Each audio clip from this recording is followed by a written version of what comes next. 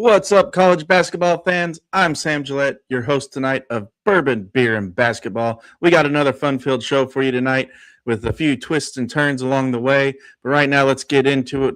We've got 5'8" from Plano, Texas, gold-certified Team USA and Plano West basketball coach, Mr. Jonathan Yates. What up, peoples? I'm in the building. The party can start. And coming at us from Chapel Hill, North Carolina, 6'2", founder of the Sunbelt Syndicate, Mr. Dominic Cressetto. We got to have like some cool handshake thing here, right? You know, like the basketball players do. There we go.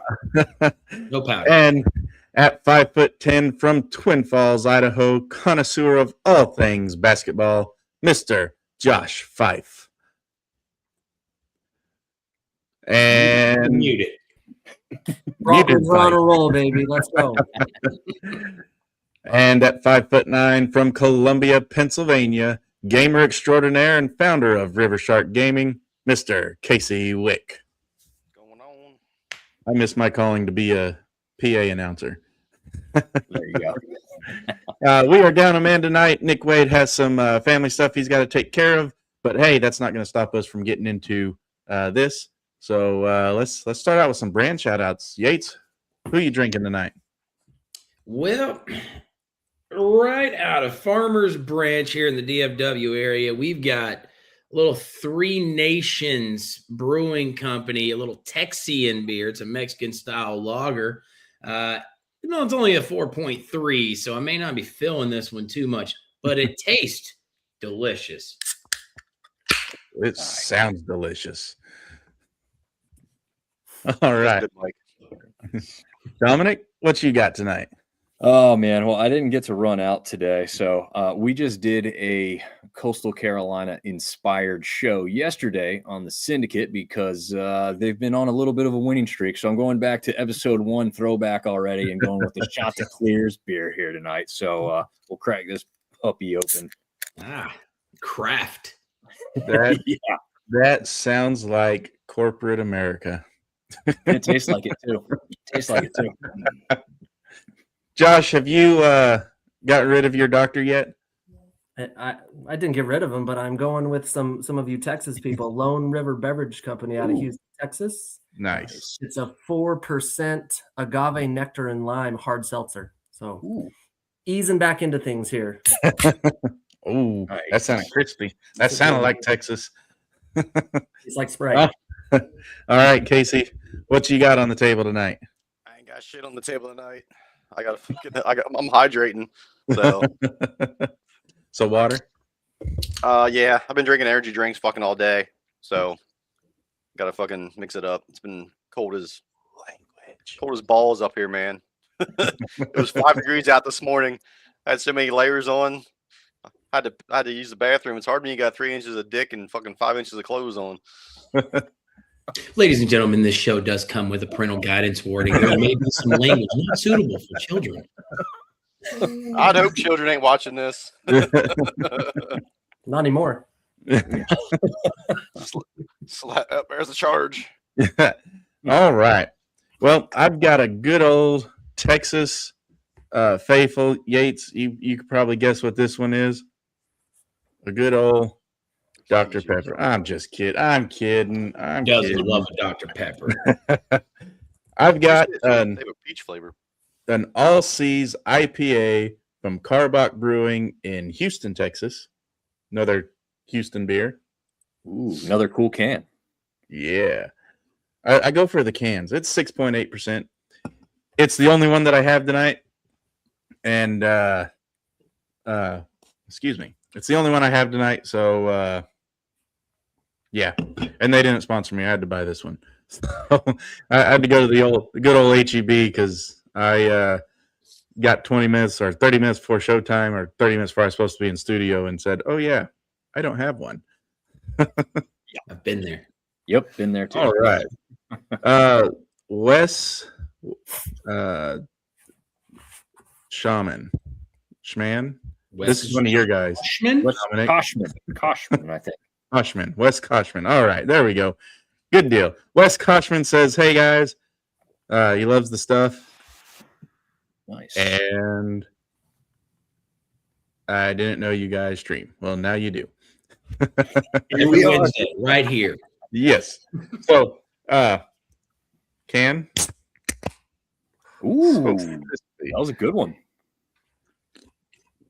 Now, did you even have to cool that, or did you just put that outside and it's cold enough down there today to be nice and cold for you? Not in Houston. It's still in the 60s down here. So, Oh, okay. Yeah, that is nice and crisp. You can taste the 6.8.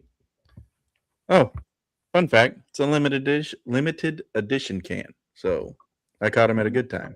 All right. Nice. All right. All Seas IPA, Carbach Brewing, Houston. That is a unpaid plug. If you're over on TikTok, I will try to get your comments over there. Otherwise, hop on over to YouTube, Bronco Nation Updates on YouTube, and put your comments in the comment section. We'll read them on air. So let's get into this, fellas. The point shaving scandal. Josh, you're the one that brought this one up in our little group chat. Why don't you take the lead on this one? What happened with the point shavers out there? Yeah, man. You know, this has been going on for years, but this one hit the fan. 39 players, 17 teams. 4 players have played college basketball in the last 2 weeks. No allegations of games this season, but hard to believe. We're going to obviously let all the legal stuff play out, but man, I feel like this one hits a little harder than some of these scandals that have popped up over the years with that many players. And it's gone so far as to involve Chinese basketball and former NBA players. And some of the articles were pointing out guys that were deeply connected to the college basketball world. So it's alarming to say the least right now. Yeah. Apparently there's 3 players that play for some of the lower level teams that are playing this year that were a part of that. Mm. Yeah. The Philadelphia Inquirer had a great article, guy named Mike Silsky. He posted, and can I read a quote, Sam? Because this one came big. He said, even if law enforcement authorities keep catching the fixers, the credibility of college basketball and sports as a whole will still be in peril. The more arrests, the less public will trust what it sees on the field and the court. The corruption can appear total and endless, yet so many stay strangely silent about it. Yep. It makes you wonder, those guys that got caught that are playing on teams this year. Wonder how well those teams are going to do now that that kind of player isn't on them anymore.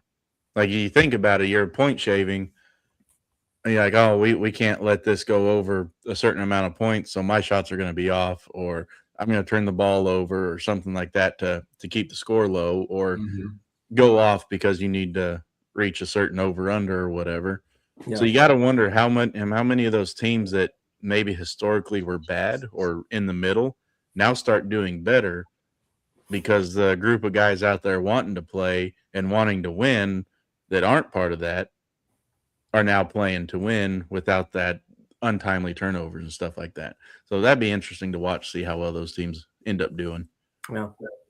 Yeah. LaSalle's former coach, Fran Dunphy, did a pretty big interview, and he's kind of the first guy to come out and really talk in depth about it, but I kind of felt bad for him. He was going way back, wait, some middle of December game. Did I notice anything? Should I have seen something? Yeah. When you got, and that guy's pretty, well respected in the college sports world. So if somebody like him's questioning, what if you're a brand new coach and this hits your program? I mean, this is just the dominoes I worry about right now. Yeah. And I think a lot of these schools were the mid-major level, right? Where, let's be honest, it's probably easier to hide, right? Like you got a nationally televised game where a guy's missing open layups or something real obvious. It's pretty noticeable, but a gym with 1,000 people in it and no one watching on anything but, ESPN Plus, probably get away with that type of play a little bit easier. And also that level isn't as good. Right. So, then you just say, well, he just had a bad game. So, I mean, in one regard, it's smart. In another regard, if you want to look at it from a comedic side, what if 2 of these teams were playing each other and both guys were supposed to, both star players on either side were both just shaving points at the same time because someone didn't realize that they put them in the same game, in the same situation. I really doubt that happened. But, just as a little bit of comic relief, it would be funny to see two like star players just continuing to miss shots and pass it to teammates they knew were going to miss. Silski's article went pretty in depth with some of the indictments, and guys were getting text messages at halftime. They were, and really what seemed to put this on the FBI's radar was you were getting $250,000 bets on middle of December Kennesaw State games on halftime props or certain rebounding props. And so the question I posted was, does this lead to some sort of change in prop bets, or do they do away with it completely? Yeah. It's crazy though, whenever you think about it. I mean, betting has gotten so out of hand in all sports that it's come down to this. And it's in every aspect of every sport. Just the greedy people is what makes it easy to find. Once you find it, then there's no unfinding it. Yeah. So, and they seem to be targeting kids who did not have the big NIL deals. Which makes sense. Oh, you got passed up. Well, here, let's take it to your school. We need you to do this, and you'll get what, 50,000, 100,000. That's exactly it. But is anybody really surprised with like the recent influx of money into the sports that the kids are selling their souls for? No. Yeah. Yeah. Sadly, no. Nope. Yeah.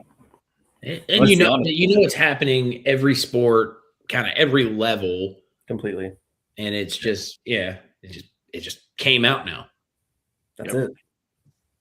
Again, on TikTok, I see our numbers rising up over there. If you're watching over there, we are live on Bronco Nation Updates YouTube channel. Go ahead and pop on over there and be part of the show over there. You get to see everybody's faces, not just my ugly mug and their voices. And subscribe, and you can leave your comments, and we'll post them on air and have a conversation with you. So there are now 3 undefeated teams left in NCAA basketball Division I. Cincinnati, they're playing in about 7 minutes. Arizona, undefeated team number 1. Then you have Nebraska playing again in about 30 minutes against Washington. Both are home games. And Miami, Ohio, the first team to 20 wins. They've been back-to-back overtime games with wins over Buffalo and Kent State. They get a much-needed break before they hit UMass on the 27th. Is Miami starting to feel the pressure? 2 back-to-back overtime games, or is it just the, hey, we're not going to lay over for these guys, we're going to make them earn it? Yates, what you think? I just think it's a case of everybody knows about them. Yeah. When you come in, you start beating up on teams, you get an undefeated record, you get the reputation of, being the top dog. When you're the top dog, you got the target on your back. So now they're getting everybody's best every single game, and then there's times where the MAC's been called like the midweek madness kind of conference. They're kind of known for that because one of their top teams usually loses a road game of sorts and in the middle of the week, which that could be something to look out for them because they got, Buffalo coming up on the 3rd and Ohio on March the 6th. So, yeah. Nebraska and Arizona, they got a little bit harder road to hoe. Don't have the strength of schedule Miami has. Which one of those two is gonna falter first? I mean, it's almost safe to say that Miami's probably going to be undefeated until MAC tournament. They're playing good, even with everybody trying to do their best to beat them. They've gotten through the gauntlet of their schedule. You'd say they're pretty much there. Miami still has Buffalo at Buffalo. Yeah, that's what day you say that was? February 3rd. February 3rd. So yeah. So once they get past Buffalo, then they're probably, if they win that one, they'll probably be undefeated until tournament time. I'll throw one more out to you. Yep, it's an anomaly, but this game I believe is going to be at Marshall in the MAC Sun Belt Challenge. You've got 2 guards for Marshall that are really good in Jalen Spear and Noah Tashuti. And then you have a 7'4" center in Matt Van Komen, sorry. And that may be something the MAC doesn't see a lot of. Really good guard play and very consistent play at the center position with the guy who's 7'4", cause them some issues. Again, it's a road game, I think, so that's going to be one that could test them. And I got to give credit to Yates and I think Josh both last week were saying, look out. Buffalo is not a team that you're just going to walk around. Like they are going to be difficult. And then Kent State being another really good team who's currently sitting in second place in the MAC. So that part of the schedule there was pretty good. And like you said, that second test against Buffalo on the road may be even tougher as well. Absolutely. Yeah. Don, did you point out Van Komen for Marshall? Is that who you're talking about? 7'4", dude? He is a beast. Yes. Yes, he is. And he's not one of those, sometimes you get those centers, typically European, who come in tall, very skinny. Sometimes, we've seen some from Africa come in and be just really tall, but not very dominant because they don't have the muscle mass. They can't push people around. They can't, grab rebounds off the boards. They're really just there to, have the ball not be reachable by most of the other guys and maybe occasionally shoot a short jumper. That's not Van Komen's game. Like he's strong everywhere. Obviously shooting is just like any 7'4" guy. It's not necessarily a strong point. But that's not what he's going to be doing because he's got the excellent guards to hand the ball off to. So yeah, he's dangerous. And you can't teach 7'4". Nope, definitely can't. We could use him on our starting roster. I think right here we could use a 7'4" guy. We're just a scrappy bunch, Yeah. All right, back to Arizona and Nebraska. A much tougher schedule, much tougher conferences. You got the Big 12, who's Utah just became the first sub 500 team with their loss yesterday, I believe. And then you've got the Big 10, that's arguably the best basketball conference in the nation right now. Who's going to take the first fall here, Arizona or Nebraska?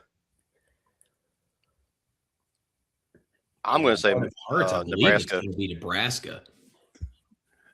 I mean, Arizona might have a little bit of a tougher road, but I feel like it's going to be Nebraska. It might be tonight.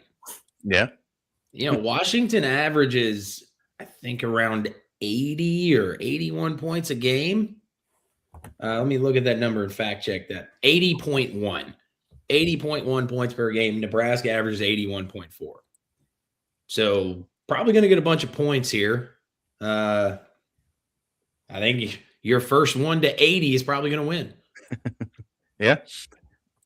Casey, what were you saying? I was going to say Nebraska. Like they have Michigan coming up, and they have Illinois, and they're both Michigan's on the road, Illinois is at home, but then they got Purdue at home too. So I think like their games have been a lot closer. So I think it's going to be Nebraska's going to be the first one to lose between Arizona and Nebraska.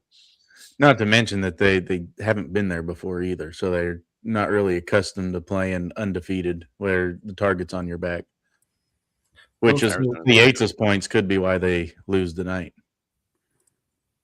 Both teams have pretty tough 4-game stretches. Nebraska's got Michigan, Illinois, Purdue 3 out of the next 4. Arizona's got Kansas, Texas Tech, BYU, and Houston all in a row. Yeah. Yep. And Kansas is coming on strong too. Yes. Yeah. Kansas is good. Don't you think if Nebraska can go 3-1 in this next 4-game stretch, I'll believe. Like, I'm not sold on Nebraska yet, but you go 3-1 in that stretch, okay, maybe.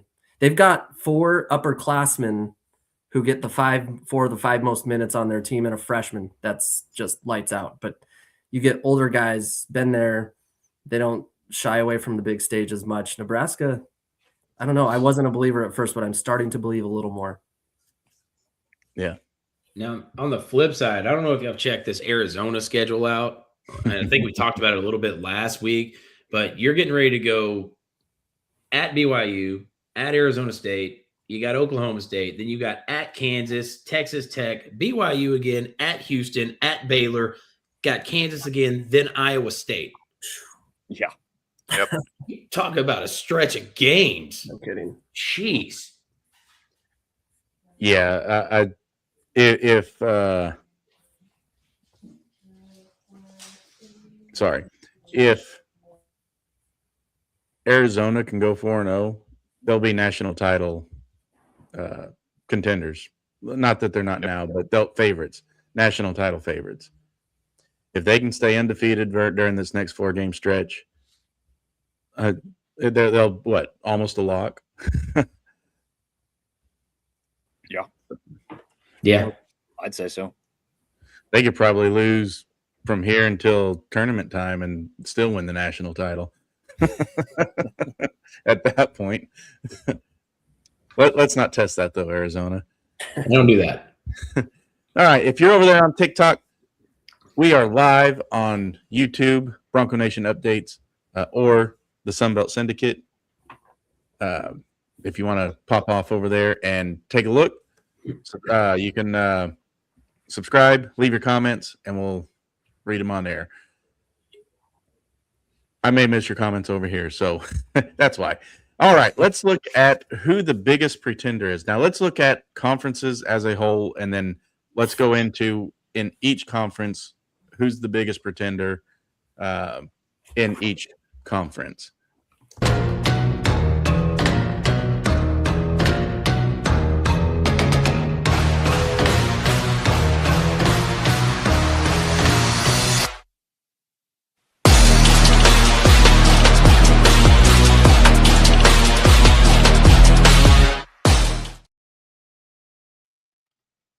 This is the most valuable voices.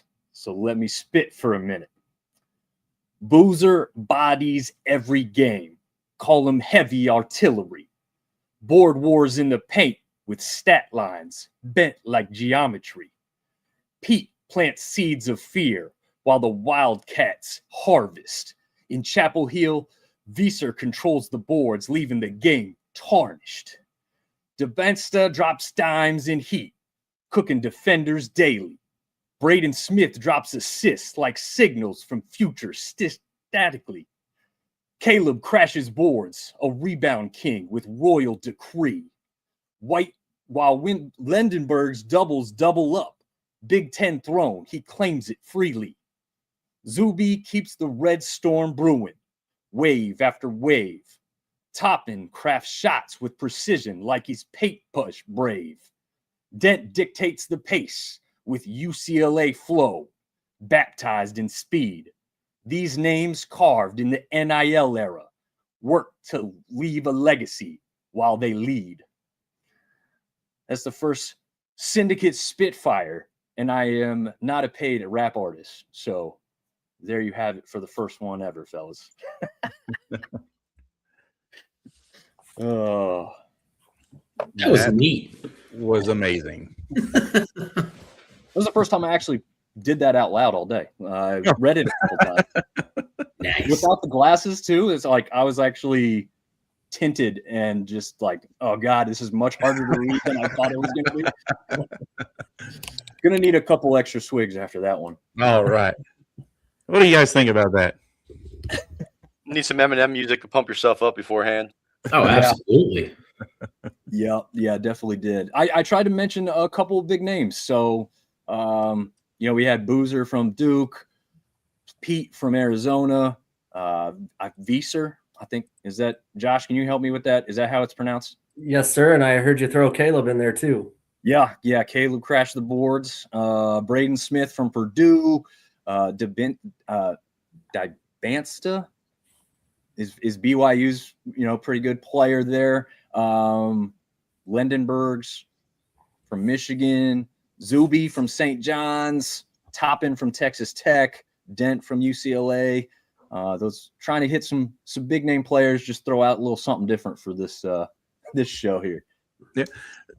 It seems like there's a lot more talent spread out now that the NIL is a deal. Used to be they're all in one or two conferences and one or two rosters inside those conferences, which is why your Kentuckys and Kansas and all of them have been struggling as of late, in my opinion.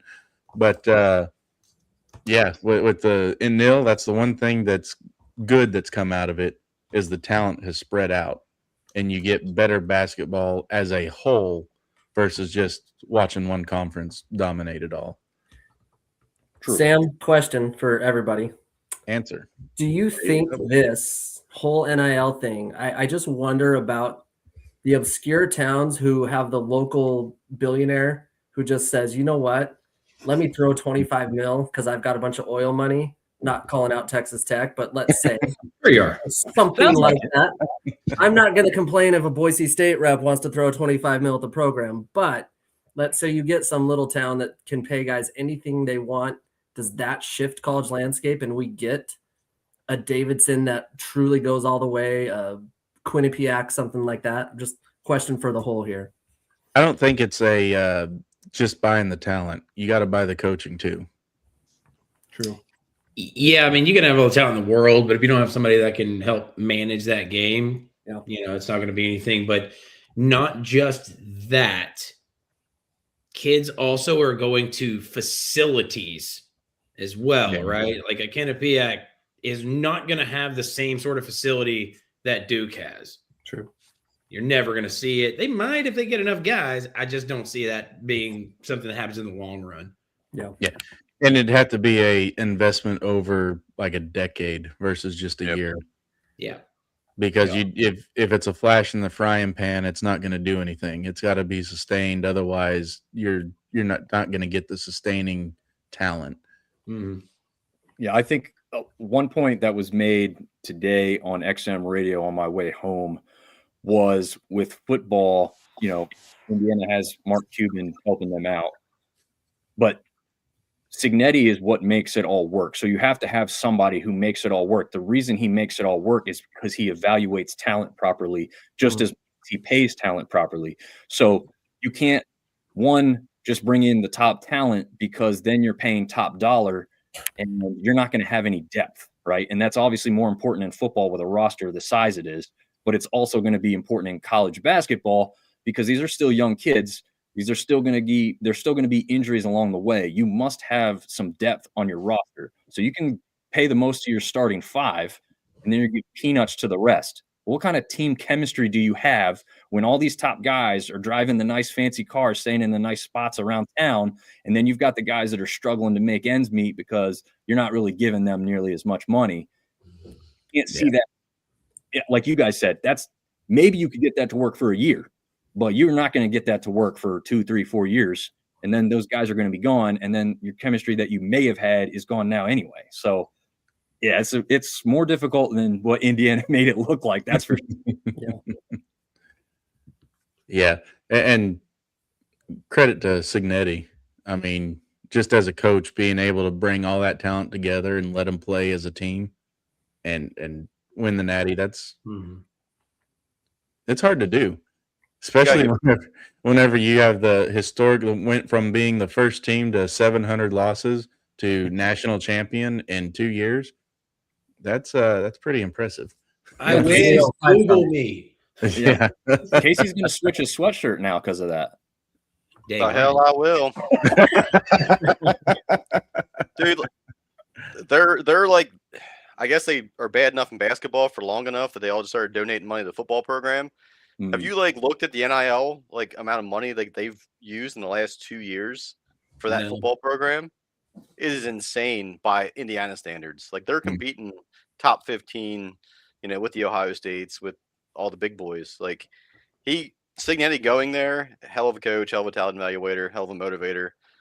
But he got everybody to buy in. Yeah. So here's another thing with Neil. Do you guys think, and this we'll move on after this, but do you think that the NIL may have been pushed, from the Supreme Court, but by influence from the professional leagues?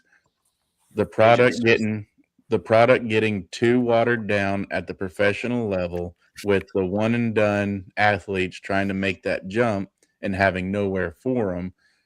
Do you think that maybe the professional league started making that push? Say, hey, we're being overrun up here. We got no place for these guys. People aren't retiring as fast as what guys are coming into the league.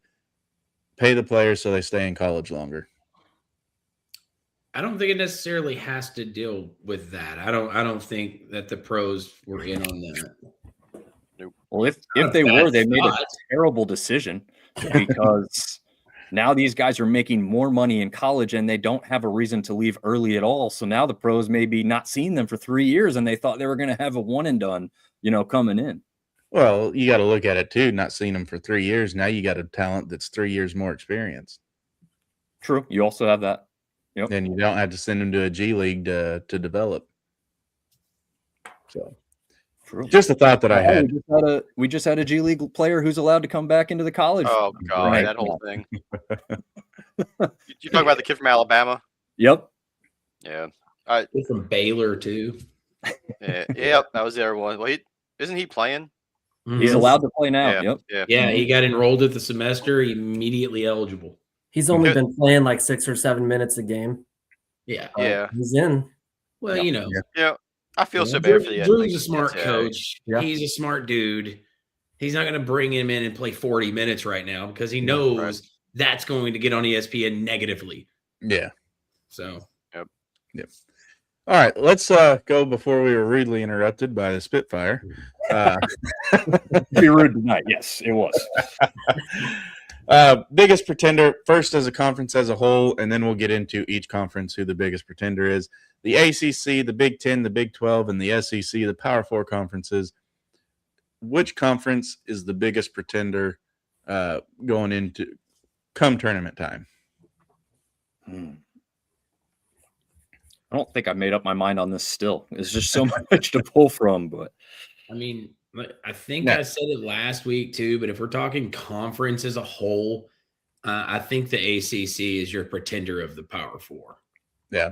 I still believe it. Yeah, I wouldn't be surprised if they only get 4 teams in this year. Yeah. Maybe 5. yeah. Yeah. Well, here I'll give some statistics while some of us are still thinking about this. The Big 10 has 5 teams ranked within the top 12 or top 11. I'm sorry. The Big 12 has 6 teams ranked within the top 19. The ACC 5 in the top 25, and the SEC has 5 within the top 21. So yes, I mean the ACC, if you go by that metric specifically, does seem to be the weakest out of the 4 at this moment. Yeah. Casey, you want a dog on the SEC or the ACC? Oh, any chance I get the SEC? The ACC is they are down this year.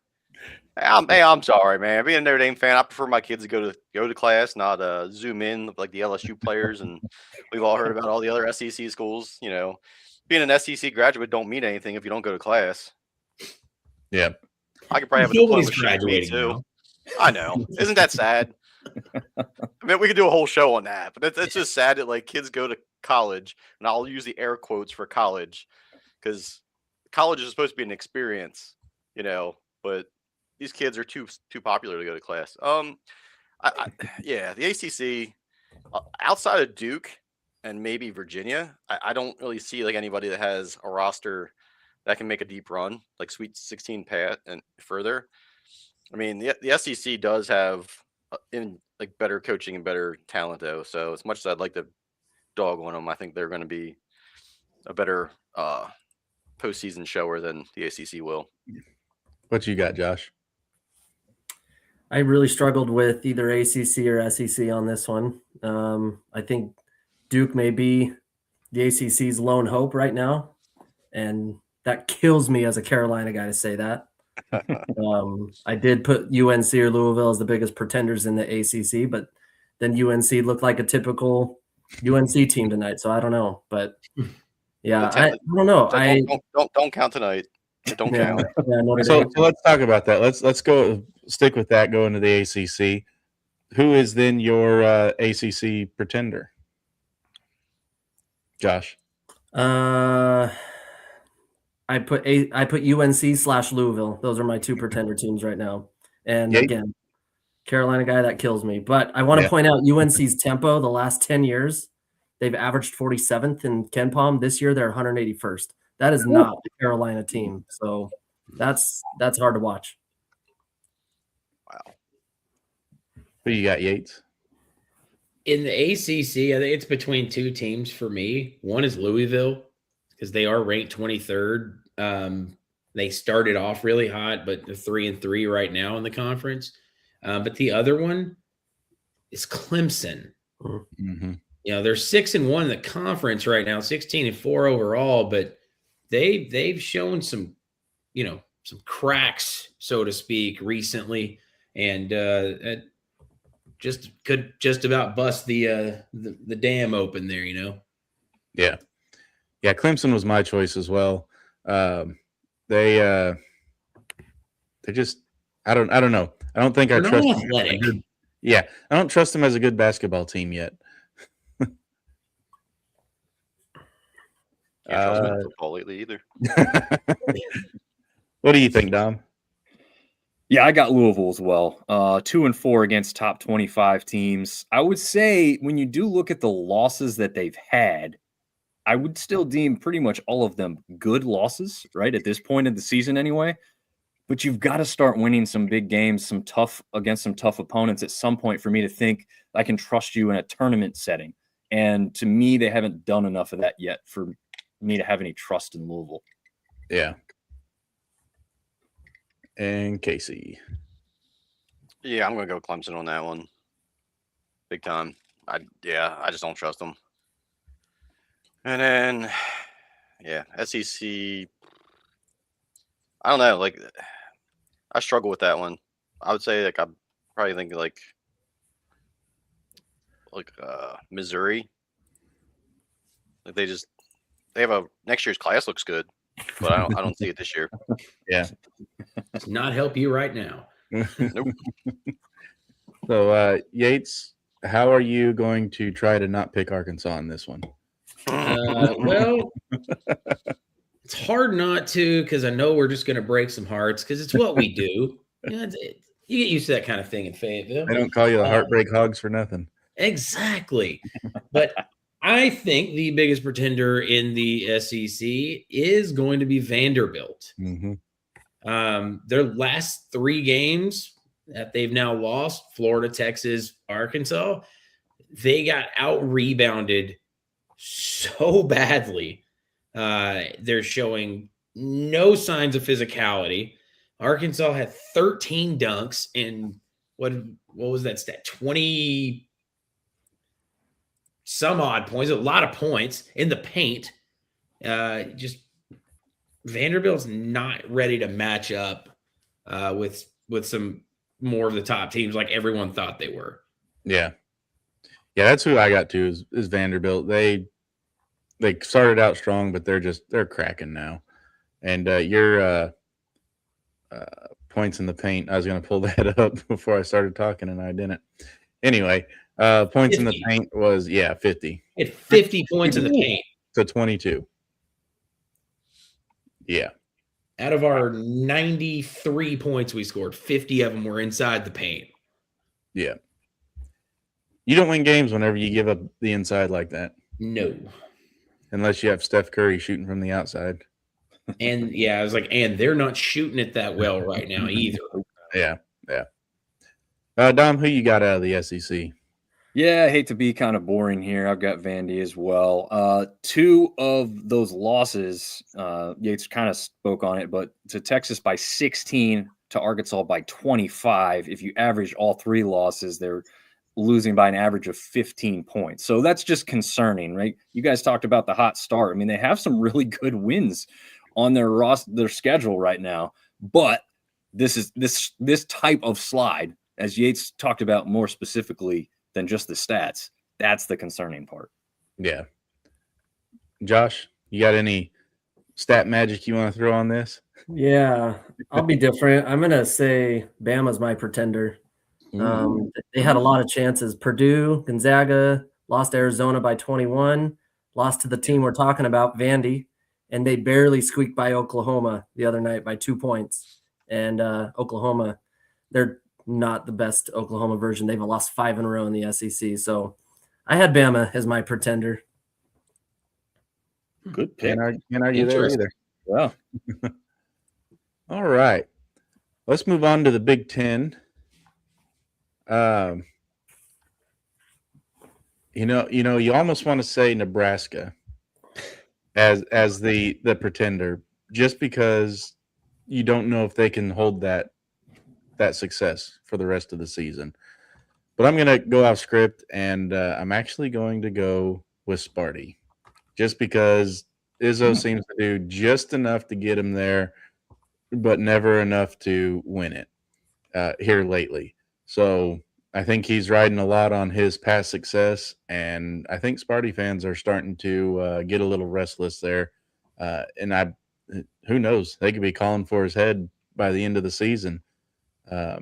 With the coaching carousel stuff going around with teams that have consistent wins, not necessarily in basketball, but in football, getting fired because they can't win the big ones. James Franklin. So what do you guys think? I think Izzo had one of the best lines of the week, talking to one of his players. Told him that he couldn't guard his mother. And he's like, yeah, my mom's 99. And in the press conference, they ask about that. So does she had a little game? Because no, she couldn't play at all. Because if you locked him in the gym in the nursing home, that'd be a heck of a battle. Oh man, I think your pretender in the Big Ten. I guess if we're going to call them that right now, I'm looking at Wisconsin. They're sitting at 5-2 in conference, and I don't really trust them right now. Yeah, they gave Michigan their only loss so far. Yates, I'll back you up on that. 28-point loss to BYU and a 30-point loss to Nebraska, 16 to Purdue. That's rough. Yeah, I can see that too. I just wanted to be different because I knew everybody else was going to pick that. Dominic, who you got? Well, I got another different one for you. Nice. Ohio State. I'm looking through their schedule, and I'm just not impressed with a lot of their wins. I mean, they beat Notre Dame by 1. We know what Casey thinks of his team this year. It's not overly impressive. They had a big win over St. Mary's, but that is Mount St. Mary's. So that doesn't get you any credit because that's not the St. Mary's team that everyone talks about. They lost to Pitt. They have a loss to Illinois and North Carolina and Nebraska. So when they needed to beat the big, better teams, they haven't done it. I'd say their best win so far is UCLA. And honestly, I don't think that win's all that impressive. So to me, Ohio State is kind of the pretender here right now. And Casey, what you got? He took mine. I was looking at Ohio State, and I watched them in the Notre Dame game earlier in the season, back when I had hope, and wasn't really that impressed with them. And I mean, yeah, they're very hit up and down. Like, it wouldn't surprise me if when they play Michigan, they make it a game, but then they'll turn around and lose the next game by like 10 to 15 to somebody middle of the pack in the Big Ten. Yeah.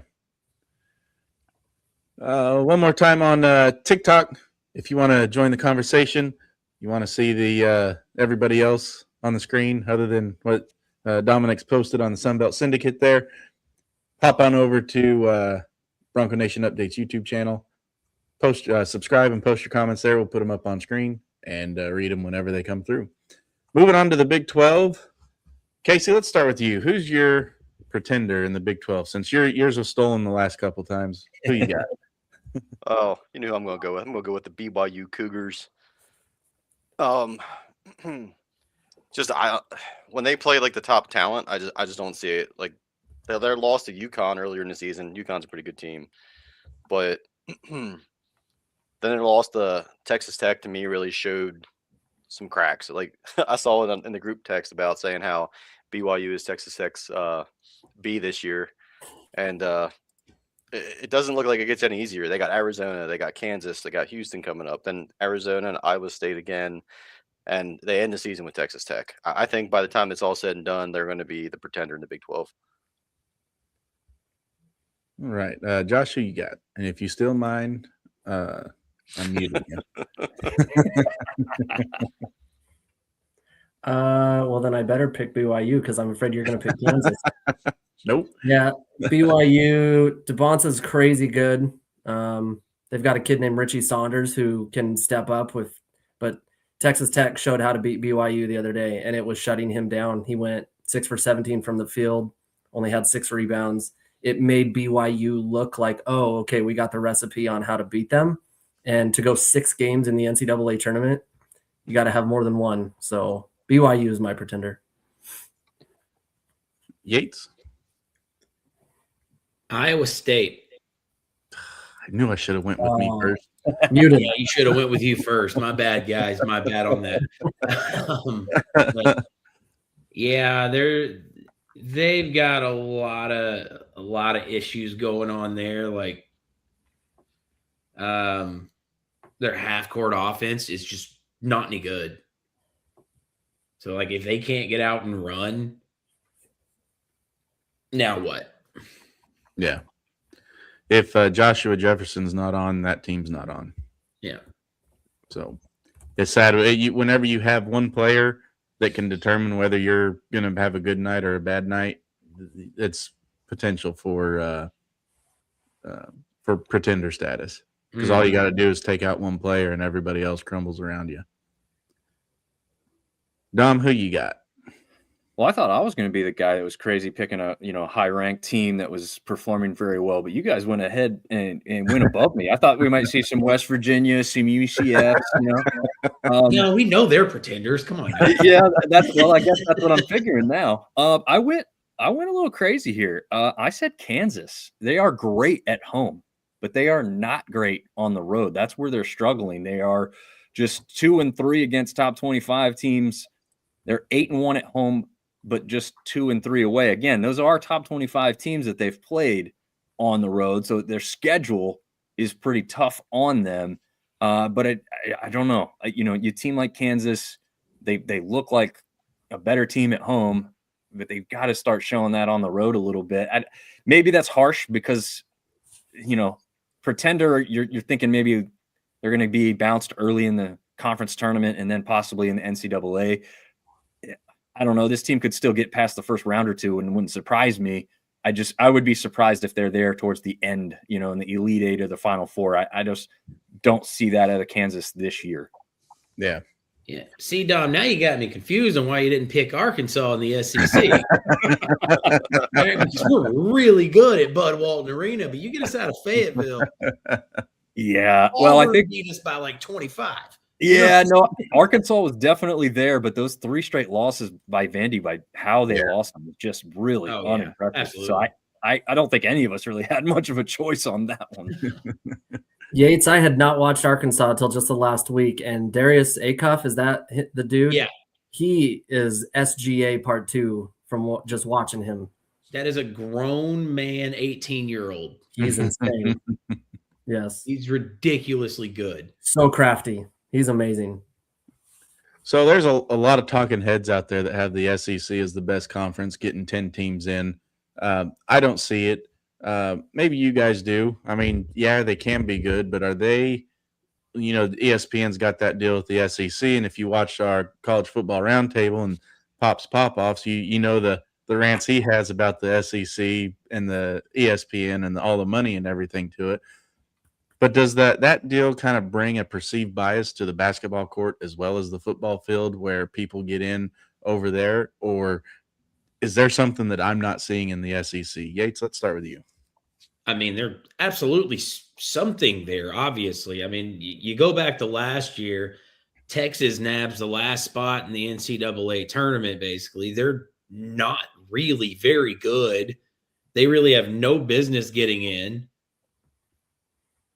And you had some other deserving teams that got, kind of snubbed on that. Well, why did you do that? One, Texas is Texas. People are tuning in and there's going to be money there. But also now you've got the SEC logo behind them. Yeah. That's double your money right there, because I'm not one of these guys, but there's weird SEC homers out there that now root for the conference versus just their college. Like, I could care less if Texas A&M goes out and loses every single game. Thank you. Beat them every time. But there's other people that can switch alliances. So they'll tune in for an SEC game because it's the SEC. Yes, Sun Belt. No, I was saying that's me. I jumped on the I JMU know. bandwagon for the CFP, and that's not my team because that's my team. But No, I get it. That's We're different in a fighting small conference, right? It's like yeah, we're been fighting a there. bigger war. That's all. But, when somebody from Arkansas is going, yeah, the SEC has this many national championships. We have one in 1964. Georgia, Bama, Florida, Auburn, LSU. That's who has all your titles. Other than that, shut up. Man. And the SEC loves to claim the co-shared titles as their titles. Oh yeah, and I used to like some SEC stuff, but not like that. I just laugh at like the conference that talks about being the best, like claims the participation trophy championships. Well, because now we can go. The reason is just now, and you got to think small. You got to think small brain here. Now you can go. The national champion beat me. I could beat everybody. Oh my god, I've been seeing that all. And if you were the team that beat them in the regular season, it's our national championship. Take that UCF mentality. Well, I brought it up 2 weeks ago with a selection committee. Which conference has 2 people on it and nobody else does? Yep. Yeah. The SEC again. At least they have a G5 as the chair. Kind of help level that out. Yes, sir. Yeah, that was a smart move. They needed it. But guess what? Unfortunately, he's in the SEC geography. So right. if there's some swindling, Got another one, baby. We will schedule half of our non-con games with you next year if you vote with us. There you go. Yep. All right, Casey, you got anything you want to add to that one? To what we on? I got distracted. Squirrel. SEC having bias because of the contract. I mean, of course, I got the bias. It's ESPN. It's Disney. The sphere of influence is big there. Plus, they got away with it all these years. I mean, they are the model of consistency. Let's get all these teams in, and let's make it all sound like these teams are all big and powerful, and they play each other. It's Titans and Goliaths going head to head, and then when they play somebody out of conference and they get their collective butts whooped, it's oh well, we'll beat them 9 out of 10 games. We just had a bad game. Yeah. The SEC is a joke. I'll say it. I don't care. It's a joke. When you want to talk about being a power conference, well, yeah, you bought your way into it. Like they were Money smart. wins, baby. Money wins. I mean, go and get in Texas and Oklahoma. You have the whole southeast of the country locked in from a media rights deal. Yeah. Then the Big Ten said, "Hold my beer," and they went and got the West Coast. Yep. And now you're seeing all that money, in the media rights being used to, influx of talent there. But as far as basketball is related, I mean, the NIL, like we talked on earlier, has made it all, an even playing field. But I think we're also seeing the lack of players being coachable, for one, and two, the quality of coaches, because who wants to coach with all this drama going on? Yeah. Tom Izzo deserves a statue for being a model of consistency. Big Izzo guy. Big Izzo guy. Izzo's interview a couple of weeks ago, there was a vibe that I was like, is he like out? That was the first time I thought, man, Izzo is ready to bail on this. And he's the last one, because you're right, Casey. He has been the guy. Yep. He should be the commissioner of like the whole thing, honestly. Yeah. And for the record, I've never been a huge Izzo fan, especially back when he was like recruiting those top 5 teams year in and year out. But the man, like, he's endured, and he's an actual coach. Nowadays, I feel like half the time you got to be part babysitter and like part cheerleader and part coach. Yeah. Yeah. These kids are soft. All right. Well, on TikTok, if you want to, we're about to take a quick break. If you want to hop over while we're doing a break so you don't miss anything, hop over to YouTube, search Bronco Nation Updates, subscribe, leave your comments over there. We'll read them on air. We've got a lot of viewers on X right now. We love our X viewers. But if you want to be part of the show as well, do the same thing. Go ahead and pop over and let's get you on the show. Bronco Nation Updates YouTube. Let's make it happen. So we're going to be back. We're going to take a quick break, about 2 minutes. We'll come back and have some fun.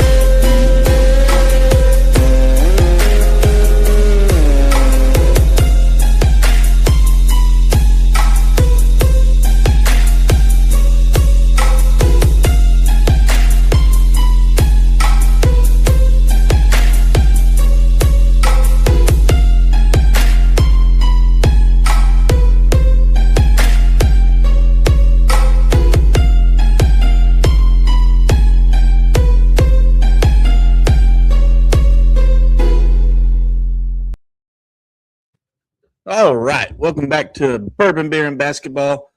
I'm your host, Sam Gillette. I'm joined by these fine gentlemen, Dominic from the Sunbelt Syndicate, Josh Fife from, where are we going to call you from, Josh?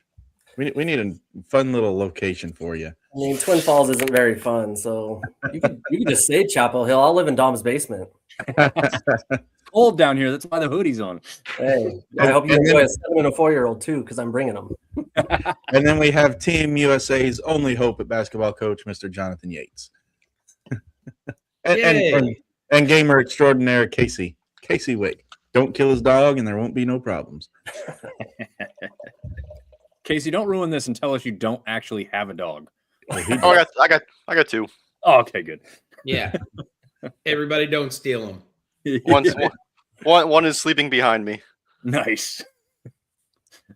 All right. Well, if you've been tuning into the show, you know the second half, we kind of look at the lesser conferences. So let's jump right into it with the American East.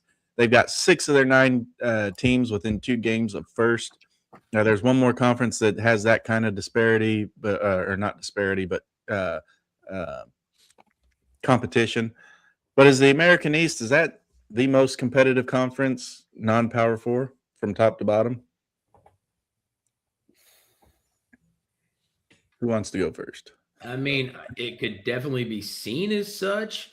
You know, I mean, we did bring up, you know, UMBC having their, you know, the big upset when they did that. Vermont has made a run, I think at least once that I remember. These other teams, you know, UMass Lowell, they're tough out. You know, they're not great record-wise overall, but that's in conference at 3-1. Yeah. A team that was kind of mid to lower, I think they're actually lower into their conference last year. New Jersey, the Highlanders, 4-1. They look really good right now in conference. I don't know, man. It's hard to tell with some of these teams. I mean, from basically from Vermont up. Bryant's not having the greatest year, the year that I thought that they were going to have. They were my preseason or pre-conference pick whenever he did our first show. But they're 2-3 right now.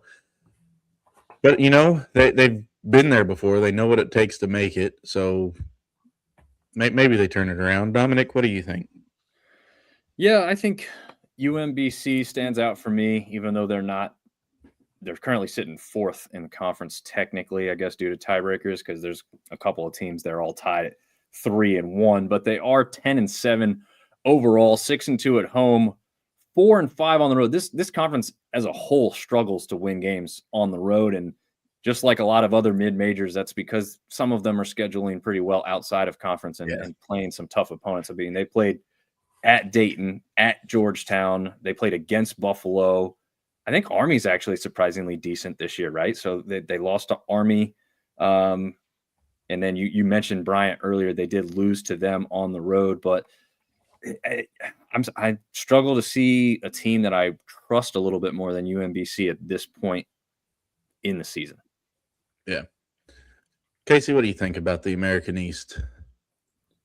Pretty much everything like they all said. As far as most competitive, I'd say it kind of seems like it's one of those conferences where, top half is better than the bottom half. Like there's not really much discrepancy between them. So I'm interested to see how it plays out the rest of the season. Like Vermont usually is, pretty reliable as far as being a tournament contender. But, I don't know. Like the Albany Great Danes are actually looking pretty good as far as being, as long as they're at home. Once they travel on the way, they're terrible. Yeah. So I wouldn't want them to make the tournament and be a competitor there. But yeah, I mean, I'm surprised you didn't pick Binghamton though, Sam, pre-conference. Oh, No. but yeah, no, I think it's going to be one of those things. By the time the season's done, the top half is going to be, fighting it out for the top seeds in the conference championship, and then the bottom ones are just going to take their balls and go home. Yeah. Josh, you agree? Yeah, I think a lot of us went with Vermont, and I had to do a little homework on this one. They had 7 of the 9 first place votes to start the year, but to point out Casey's thing, Albany just beat them, so that's decent. And then New Jersey Institute of Technology, they went 6-25 last year. Mm-hmm. 9 wins this year, so good for them. Yep. I was waiting for the South Harmon Institute of Technology, if you know that reference. All right. The ASUN, it's pretty much down to 3 teams. I mean, yeah, there's still a lot of basketball left to play, but your Austin P, Lipscomb, and Queens, they're going to be one of those 3 are going to be in it. The question is, will any of them be able to be a bid thief to get a second ASUN team in? I say no, but the question's still out there. Was there any bizarro world that the ASUN gets a second team? Not from me. Not from me. Yeah, as soon as hell freezes over. There you go. Well, we are Pennsylvania. I said hell, not just Texas. You haven't lived in Pennsylvania then. Come to Pennsylvania. Is that conference down to 3-team race this early in the conference slate? Yeah. Yeah. Yep. I mean, Central Arkansas is 4-2 right now. Yeah, 2.5 out of first place. So, yeah. I mean, 0-9 on the road. 9 on the road. Yeah. Yeah, but they did also lose to, Bellarmine, so Man, some Arkansas. go Bears. Yeah. I'm an Arkansas homer. Leave me alone. I'll Redwolves and Bears and and cousins and sisters and hey, that's Alabama. Oh man. I got Off a the quick shout out to Queens for a fantastic schedule out of conference here. They scheduled Winthrop, at Villanova, at Duquesne, at Furman, at Virginia, at Arkansas, and at Auburn. So yeah, their record doesn't look great, but they are becoming battle tested. Some of those games have been decently close. Some of them have been blowouts. The Arkansas and Auburn games were not pretty. But those are the type of games that you want to hopefully pay off in the end. So I like this Queens team that, they're getting a little beat up early, but that could play beneficially when it's just their conference, at the end of the year and in the tournament time. For sure. 42nd toughest conference schedule or non-conference schedule. So yeah, you're spot on, Dom. Yeah. The Big West should change their name to Cal plus Hawaii because that's pretty much all it is. But this is the other conference that has 8 of the 11 teams in it within two games of first place. Cal Poly, I think they're there just because they haven't played anyone in the conference yet, or a grueling schedule in the conference yet, as far as some of the other talent there. And Cal State Northridge, probably along the same line. So really, it comes down to 6 teams, in my opinion, between Hawaii, Irvine, Davis, San Diego, Santa Barbara, Long Beach. What do you guys think? Is there anyone outside of the Anteaters or maybe UC Davis? I think Hawaii is a pretender in this league. They don't impress me much, but Irvine and Davis have been, and San Diego, they've been going at it for the last couple of years for who gets into the dance. What do you guys think? Go ahead. Go ahead. I picked out San Diego in this one. I know that they're not right at the top when you look at the standings, but there's one game difference through most of these teams, or a lot of teams tied at 4-3 at the moment. The question I have, Sam, for the Hawaii aspect is they have that weird dichotomy with the travel aspect. Hawaii's 11-1 at home, 2-3 away. I feel like that's going to continue throughout the season, right? Like it's hard to go on a plane and then go over and win games, but then the opposite is true for their home schedule to be really powerful for themselves. But again, like we just said, that there's a very few game difference between the top and almost close to the bottom of this league, to be honest. So if a 2 or 3 game slip up and you could go from first to worst. And so that's really interesting. This may be the most competitive mid-major conference, honestly. Yeah. Yeah. In Hawaii, they've beat UC Davis at home, though. They still have them away. Let's see. San Diego, they lost at San Diego, and they still have them to go home. So we'll see if they can get the rebound there. And then they just lost to Santa Barbara. So at Santa Barbara. So we'll see if they get the rebound whenever they go home. So, yeah, see how they do on the road. But like I said, I'm not sold on Hawaii. I think that they'd probably fare better in the the American East, where they're terrible on the road but good at home. Yeah, they'd probably fare better in that conference. True. Can I throw some Hawaii stats at you guys? Sure. Yeah. Number 26 in defense, Ken Palm. And if you're looking at their schedule, the most they've given up is 76, with a lot of 40 and 50-point games. However, they're like 250th in offense, and they only have one guy that shoots over 40%. Most of them are in the 20s and 30s. Ooh. You got to have 3-point shooters in this college basketball landscape. And to Dom's point, traveling and keeping in rhythm and that kind of stuff, that's brutal. Yeah. 230-win teams last year. Big West is one of those that's like, man, do they get 2 in if they can do that? But I don't know if we get 230s this year. So yeah, I don't think they can get it this year. No. All right. Anyone have anything else to bring to the Big West, the Big California and Hawaii? They're changing a lot next year. Davis moving on, Hawaii going to the Mountain West, San Diego going to the West Coast Conference in 27. So it'll be a different conference in a couple of years. Yeah. Oh yeah. They're adding 2 California community college teams. Yeah. I'm kidding. Cal Baptist, who's losing a bunch of programs, and they're going to flood all their money into football and basketball. Interesting. Those community college teams, that's Stanford and Cal, right? Yeah. If you've ever been like out west to a football game, it's embarrassing. That state is not part of the United States when it comes to sports. They get the Lakers. They probably show up for the Lakers because of all the celebrities going there. Oh, absolutely. So I went to a Stanford game, and like people didn't show up till halftime. Like it's That's just like perfect. let's go to the bars, let's have fun. Oh, Stanford's playing, we'll go there after. They're still pre-gaming. They've got to build their tolerance up to be able to stand it. Oh, I could tell you stories. Oh man, that state. All right. The Coastal Athletic, is anybody going to beat UNC Wilmington?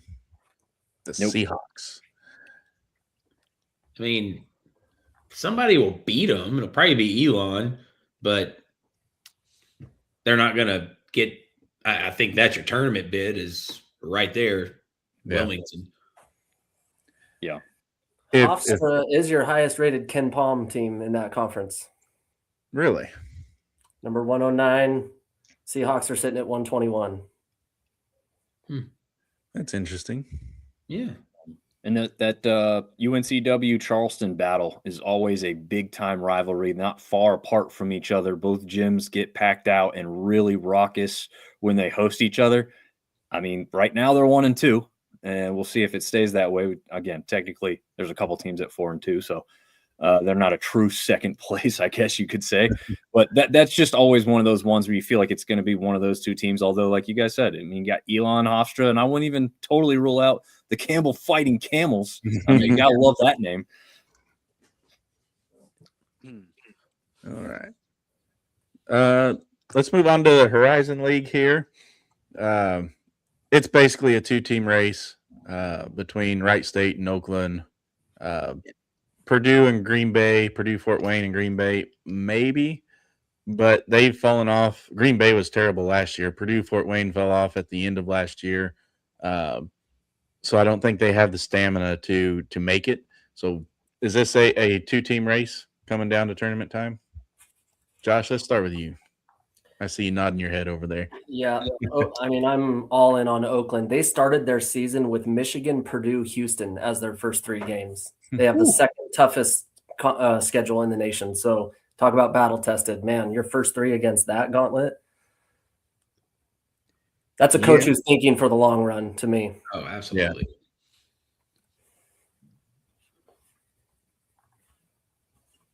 What do you think, Casey? I don't know, man. Purdue Fort Wayne's looking decent with the 5-game winning streak at the moment. They seem like they're getting hot at the right time, make a run. Could be a 3-team race, but yeah, Oakland and Wright State, probably gonna come down to those 2. Yeah, I got to give the nod to Wright State. They've already beat Oakland twice, though. So, but then you turn around and lose to Cleveland State. How do you do that? Yeah, it's a gauntlet over there. Yeah, they 4-point loss to Kent State, 10-point losses to Cal and Toledo, blown out by Butler. So they've lost to the 2 lowest teams in their conference, Youngstown State and Cleveland State. And they played everybody else nice except for Butler. So. Hey, and there's a chance. Yeah. But I got to give the nod to Wright State there. I'd love to see Purdue Fort Wayne. I became a fan of theirs last year when I started doing all this stuff, just because of they're the Mastodons. How can you not be a fan of a Mastodon? Yeah. Now, Green Bay's been a surprise this year. Northern Kentucky Norse, man. Yeah, 14-7. I will say they did lose to Oakland in a close game. They have Wright State twice and Oakland one more time. The concerning part is they did just lose their last game to Robert Morris, who's towards the bottom of the conference. So you got yin and yang there about they'd really have to be strong against those top teams to flip it, but they've got a chance or opportunity to do so, I guess. Yeah, their conference losses aren't blowout losses either. Right. 2 points to Purdue Fort Wayne, 5 points to Oakland. I think their biggest conference loss is Charleston with 11 points. So, and even that's not a blowout anymore. 2 points to Green Bay and then 3 points to Robert Morris. So, I mean, if they play close like that, some of those games, them shots are going to fall, and all you got to do is win your tournament, and you're in. So, All right. Moving on. The Ivy League. Everybody in the Ivy League is within 2 games of first place, but let's be real. It's going to come down to Dartmouth, Yale, Harvard, and maybe Princeton, but I'm not sold on them yet. Most likely it's going to be, let me get my French voice on, Yale. Bingo. Yates, who you got in this one? Yeah, I'm with you. I think it's going to be Yale. But that Harvard Yale matchup's always good because who's smarter? Dartmouth is, but I think it's going to come down to Harvard or Yale, but I'm leaning Yale. Yeah. Any chance for Dartmouth, Dom? See what I did there? Yeah, I do. I mean, a chance. Yeah. I mean, They beat Harvard. Mm-hmm. Yeah. It's, man, that 9-8 overall record, though, is like scary to say I can trust them with that overall record. I don't like that. They lost to Marist. They lost to Bryant. They lost to your App State. Woo-hoo. 13-point loss to Miami. Blown out by Colorado State. Blown out by Sacred Heart. Blown out by Florida. And 10-point loss to Penn. So, but they beat Princeton and Harvard and Cornell. Yeah. They don't get any points for beating Cornell, but Big red, baby. Yeah. Oh, man. Casey, you want to add anything, or Josh? I'm thinking Yale. Yeah. Yale, number 25 offense in the country, and their 3 losses, one of them's to Alabama, and they still put up 80 on them, so not bad. All right. Let's see. Let's go to We got a pretty good comment over here. Hey guys, who's pouring the best bourbon? Ooh. Did we don't have anybody doing bourbon tonight, do I don't we? think we have any bourbon tonight, guys. Yeah, it's because somebody supposed to kind of Send out some tasters. yeah. Josh. Hey, I wasn't one to send out the tasters. I was contacting the guy who's sending out the Don't put that Somebody email on me, dropped the Ricky ball. Bobby. So the 3 poor guys love having you on here. They tuned into our college football playoff shows when we were doing those. Yeah, we're lighting it up tonight with the light beer drinks. I'm drinking bourbon this weekend. I promise you that. But mainly because I'm on the road and not in my normal surroundings, and couldn't find a local brewery to get me, or distillery to get me hooked up in time for this one. So, but hey, if you guys want to bring us on and send out some tasters and come on the show and tell us what we're tasting, and we'd be more than happy to make a show out of that, or at least an intro out of it anyway. Yep. I volunteer. I volunteer as tribute. All right. Love having the 3 poor guys in here. It's not poor as in they don't have money, but poor as in they poor. Bad Anyway. decisions. No, we get it. We get it. All right. So let's go to the MAC, not the Mac, the MAC. The Metro Athletic at the Metro Atlantic Athletic Conference. So this one here, you got another one that's got 2 clear favorites, but you really can't rule out Quinnipiac, Marist, and Siena just yet. And on the fringe, the Mountaineers, because last year they made a late push after I had ruled them out, and then they're like, well, maybe, and then they didn't do it. But this one's basically come down St. Peter's and Merrimack. I'll be happy to be proven wrong, though. So if anyone has a different opinion, speak now or forever hold your peace. Lovely. It's gonna be the Peacocks. Yeah, I gotta go with Peacocks. I'm going with the Warriors. Oh, You got to let him They're- fly on this one. Let him strut. I was waiting for it. Gotta let him strut. All right, Peacocks it is. And then, of course, the MAC. You're basically Miami, Ohio. However, with Miami being ranked, if they lose their conference championship to Akron or Kent State or, God forbid, Ohio, does the MAC become a two-bid conference? I think if they win every game up until that point, yes. Yep. I think it would be that situation will be akin to the JMU thing with like you can't put a 5-loss Duke above a 1-loss James Madison. That's going to be the argument for Miami. Like, yeah, the strength of schedule is going to be weaker than some of the SEC teams that are on the bubble at the end, but at some point you have to reward winning over losing. And I think that's going to be a hard metric to overcome there. Yeah. All right, we had the MAC, and now we have the MEAC. The MIAC. You're getting more sugary as you go down with the names there, Sam. The Mid-Eastern Athletic Conference, a team that was absolutely horrible last year, 364 in a lot of the standings. Maryland, Eastern Shore, Hawks, Yates and I both picked these guys to in our first show. 4-0, really putting together some quality basketball in conference.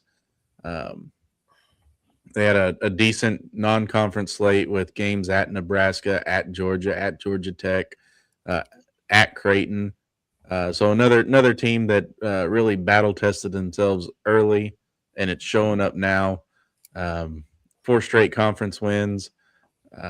Morgan State, Howard, Norfolk State, Coppin State. Coppin State, yeah. So they're coping with their losses right now. Good. I don't think they're coping that well. So they're beaten. They've still have to play North Carolina Central. That's pretty much their next unproven test. They've already proven they can beat Norfolk and Morgan State. So is Maryland Eastern Shore the team to beat after being one of the worst teams in the nation last year? I think they're still one of the worst teams in the nation, even at the top of this conference, to be honest with you. Sorry to the MEAC. I got one right down the street from me at NC Central, but it's ugly. So I don't know if we could trust anybody to get it done in here, right? Like I think you could see one of these teams just totally go downhill, and then a team that's going to get demolished in the first round of the NCAA tournament is going to find their way in here somehow. But I think even if the best team makes it, they win the regular season and the tournament, I still think this is a team that's going to face a total blowout in the first round of the tournament. Yeah.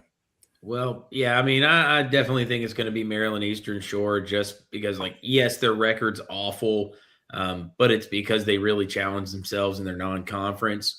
You're looking at Georgia Tech, at Georgia, at Nebraska, at Creighton, at Texas, at Virginia Tech, at Texas. They got thumped in pretty much every one of those games, but they paid for their program for the next 10 years. That and is Coppin State going to be the same as Texas? No. Yeah. We've already seen these guys that can play well. No. I feel like if I say go Birds, I got a 33% chance of being right. Yeah. 33 1/3. I love it. Oh, man. All right. Well, does anyone have anything else they want to talk about on these mid-majors, or if you can even call some of them that? I've got one point that is kind of shocking, right? Like we talked about NIL spreading this stuff out, making these teams more even and everything. I think that lies solely with the power conferences, because I'm going through here and I'm scrolling and I'm looking at the conferences that are mid-majors against top 25 teams. first of all, some conferences, like specifically the Sun Belt, is kind of weird. Usually they match up with a decent amount of SEC teams. They have played hardly any top 25 teams. But if you look down, most of these conferences don't have a single upset against a high-ranking team. We've seen in the past a Division II team, which it doesn't matter on the schedule because it's an early season thing, where a Division II team has stepped up and beaten, what was it, Kentucky one year when they did that? Yeah. But that's not happening right now. It's very strange to me. So if you go down of all the conferences that are not the Power Four conferences, and one of those is showing as the Big East, which we all kind of argued that it would probably be that fifth one in there. UConn is 5-1 against the top 25. Seton Hall 1-1. Butler 1-1. And then the only other conference that has a single win is the one with Gonzaga.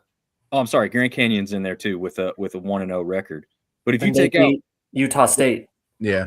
that was their one win. Yeah, and so if you take out UConn and Gonzaga, you've got three teams that have kind of sprung an upset. And I don't know if you'd call Seton Hall and Butler huge upsets because of their pedigree of being in the Big East, right? Like, I'm looking for what's the team that is going to spring that upset? Because now we're in conference play. There's not a whole lot of out-of-conference games left. It's going to be really interesting to see if anybody upsets anybody, in the first round. They always happen, but it seems less likely than ever before with how I'm looking at the whole landscape. It's just weird. The way I see it is with football, you had you don't have as many teams for the talent to level out to. In basketball, you've got 365 teams now in basketball. So it's going to level out in the power conferences first. You're seeing it in the West Coast Conference, how you got San Francisco and Santa Clara, and of course St. Mary's has been up there too. But you're starting to see those teams level out. You're starting to see like the Vanderbilts and the SEC; those teams start leveling out. So it's just taking longer to trickle down, where you get those bottom tier players from the Power Four conference trickling down into the mid majors, and that's only because there's so many teams to have to trickle down through to get those resounding upsets that you're talking about. Just my take on it. I think, Dom, what you're saying too is you take all these players that like make a name for themselves in the lower levels, and then like a team like, I'll just say Kentucky, even though they're not as good as they used to be, they'll just go and give that kid an NIL deal that the school he's at can't afford, and then a kid that's highly touted maybe doesn't work out at Kentucky, he transfers. So now you're just like, it's just like NFL free agency pretty much, like year in and year out. So I think the talent is getting spread around, but then you also have these kids that maybe think that they're ready for the NBA, and then they get to the competitive level and they're just not cut out for it. And rather than being humbled and trying to work on their craft and get better, they just transfer out. And then the school just replaces them with somebody who's maybe a redshirt junior, senior, to come in and play like 6 man off the bench. I think that's what we're basketball. It's too easy to plug and play. Yeah. Is the spread around going to be to the Wake Forest teams and the Cincinnati teams, where those kids that prove themselves in those mid majors come up and maybe they don't go to Florida or Duke or Carolina, but they get plugged in at Cincy or Wake or something like that? And I think we saw that in college football with Indiana: 0 5-stars, 7 4-stars, and a bunch of 3-star kids that were hungry. And a bunch of 23-year-olds. Yep. Keep going. And could the lifespan of basketball players now, where you get your one and done, flash in the frying pan kind of deals, going to the NBA and then not panning out, and okay, well, let's bring in the next round of talent to try and get that going. I know this directly contradicts my earlier argument about the NIL keeping kids in college, but could that be where you don't have that? You have to stay for 3 years. You can't declare for the NFL draft till after your sophomore or junior season. Yeah. Could that be why you don't see that trickle down as fast as what you saw in football? It's because kids are able to leave a lot earlier than what they are in football. Now apparently you can play in the NBA G League and still go back to college. Yeah. Yep. Pretty crazy. Yeah. Yeah. Well, I think like. Go ahead, Don. Or Casey. Oh, I was just going to say, I think like the NBA, like the NFL has that 3-year rule because the kids aren't physically ready to play at the NFL level without getting hurt. The NBA doesn't. I mean, if anything, the NBA's gotten softer, so the physicality aspect of it's just not the same. Yeah. Yeah, I was going to ask, what's the current NBA rule on high school kids? Because we've gone back and forth in that lane so many times, I feel like, over the last 25 years. I think it's still 1 year. It's Is it 1 1 year. year? Yeah, if you're 1 year out, then you can go. I really like baseball's thing where it's like if you're going to declare out of high school, fine, declare out of high school. But if you don't, you have to stay in college for 3 years at least. And you can also get redrafted, right? So like it's not a big deterrent to these kids because they could say, well, I didn't get drafted to a team that valued me and gave me any kind of massive contract.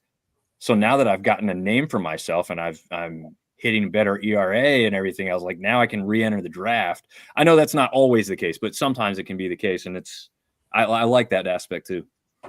Yeah, I agree. All right. Well, we're going to wrap up here. But first, Dominic, what about you? Your Shanta beer. There it is. It is empty now. It is empty. So I did do the job. But yeah, shout out Chanticleers. We called it a wave of winds since they're really not on the beach. They are beach adjacent, if you will. Conway is close to Myrtle Beach, but they like to say ball at the beach. They are balling quite well right now. So just another shout out to those guys. All right, and we'll skip the non-alcoholic drinker of the night. Casey, is there anyone? Yeah, I'm kidding. Is there anyone you want to shout out? As far as drinking, Or anything, since you're not drinking. Shout out your cup, Casey. oh yeah, the old limited edition. Sam knows this one. Yep. The limited I was- edition Yeti. I was there when you got it. Good times. Yep. Sam making Boise State friends at the linebacker bar. Yeah. Yeah. That was fun. Good Sam. Yeah. Well, we were there, and there was she was from Florida. I believe they were Notre Dame fans, but she came up and wanted a picture with Nick and I because she watches or her daughter watches our show, or sibling kid. Anyway, somebody in her family watched our Bronco Nation live. Like, oh, they'll never believe we met you, and so yeah, it's a highlight of my night. You're famous. You're famous. Outside of Maddox Madsen tricking everybody in Notre Dame, including the entire team, entire sideline. Nobody knew he had the ball running it in, albeit that was the only score. But it was still the highlight of the day. It was a good moment. Yeah. Josh, who you drinking tonight? I'm going the Lone River Beverage Company out of Houston, Texas, for all you Texas guys. All right. Yates? Out of DFW and Farmers Branch, we got Three Nations Brewing. They have a lot of delicious stuff, but I'm sipping on this Texian Mexican style lager tonight. Make sure you go out and get those. Yep. And then I'm from the Carbach Brewing Company in Houston, limited edition can. Pull it back. Wait. Now Sam's gone completely. Goodbye. My camera left me. There we go. It is a 6.8% all seas IPA. Their fun series. Great beer. I liked it. Enjoyed sipping on it tonight. Beer for a fun time, not a long time. Well, it lasted me an hour and 35 minutes, so it lasted long enough. But the Carbach Brewing out of Houston, Texas. I didn't have my normal lineup of beers to go tonight because I'm on the road at work, so couldn't get anything rolling. But it is what it is. Anyone have any final thoughts for tonight? Well, happy to hear you didn't have to wear a coat while doing the show tonight. Yeah. Yes. Anybody? What games are you guys kind of looking forward to this weekend?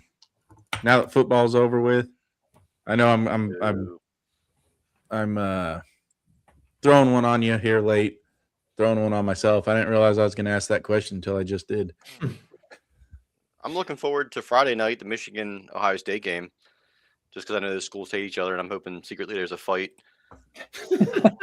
So, Yates, your Washington upset of Nebraska does not look like it's going to happen. It is Yeah, not not going to close. happen. 51-35. Yeah, they're getting rolled. Cincinnati hanging in there at halftime against Arizona, down 6, 27-31. Yeah, I was trying to have a hot take. It was wrong. I was wrong. I disgraced myself. I disgraced the show. My bad. Can you disgrace the show? Can you do that? I don't know. I set the bar pretty low when we started. I don't know though. Saturday night does have, Saturday in general has Illinois and Purdue at 3, and then the night game is like Houston and Texas Tech. So Saturday night has some good games going. Yeah. Villanova and UConn has potential to be a upset. That's the one that I've got my eye on. I've always liked Villanova. So, you want but also Georgia, Texas. That's gonna be a pretty good matchup. We'll be able to see how well your pretender status works. Virginia Tech and Louisville. If Louisville loses this one, they'll be out of the top 25 and probably forgotten about until tournament time. Possibly. You got a mid-major matchup in the SoCon. 13-7 Mercer versus 13-7 Wofford. Both also have 5-2 records within the SoCon. So that's a big deal one right there. Yeah. North Carolina at Virginia, big one in the ACC. And as always, I don't know if we have any military listeners, but Army-Navy basketball game. That one often gets forgotten, but you know what? Appreciate any military members out there. Thank you guys for everything. Yes, agreed. Another mid-major matchup, a couple of them out of the Mountain West. UNLV coming on strong, just beat Utah State. Yes, sir. San Diego State at UNLV, and then Nevada's the surprise team in the Mountain West this year, probably outside of Grand Canyon, going down to the Pit in New Mexico. Both those games are on Saturday night as well. Well, Saturday afternoon for San Diego State, Saturday night for New Mexico.